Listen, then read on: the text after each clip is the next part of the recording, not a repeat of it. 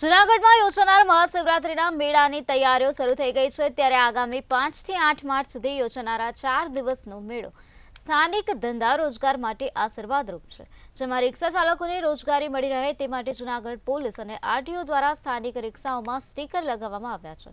ભાવિકો વધુ ભાડું ન ચૂકવે તે માટે પણ સ્ટીકરમાં ટ્રાફિક શાખાના નંબર લગાવવામાં આવ્યા છે।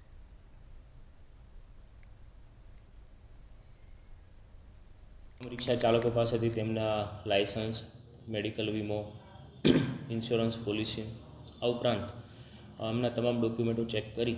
तेमने एक अलग ओळख मळे। जूनागढ़ना जे रिक्शा चालको छे तेमना रिक्शा पर एक स्टीकर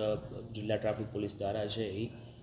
आपवामां आवशे अने आ स्टीकर छे एमने फरजियात रिक्शामां लगाववानुं रहेशे। बीजुं आरटीओ ने साथे राखी અને જે ભાવપત્રકો નક્કી કરવામાં આવેલા છે તે પણ રિક્ષા પર લગાવવામાં આવશે, જેથી કરીને બહારથી કોઈ યાત્રાળુ આવતા હોય તો કોઈ રિક્ષા ચાલક છે એ તેમની પાસેથી વધારે પ્રમાણમાં ભાડું